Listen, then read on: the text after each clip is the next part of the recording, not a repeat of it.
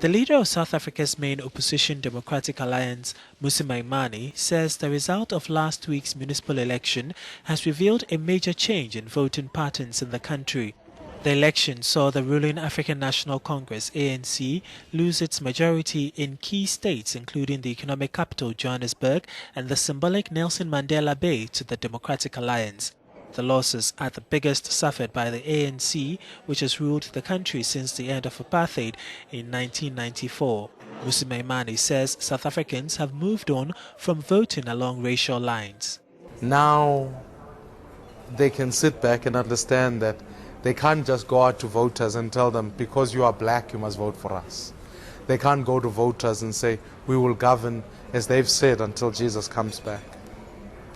I think now they recognize that they must, in fact, the debate for the people of South Africa is about governance models. And the ANC can't just sustain the argument that says to them, they will always just have South African electorate just because they are the ANC.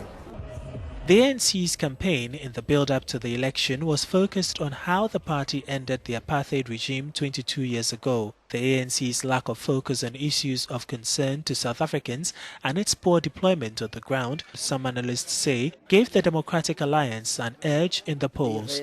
A very good campaign. One of the things that they had was a message, a narrative. And that narrative was two ways. One was to exploit the weaknesses of the ANC, especially issues that had to do with cadre deployment, and even the ANC itself has come to terms with the cadre deployment.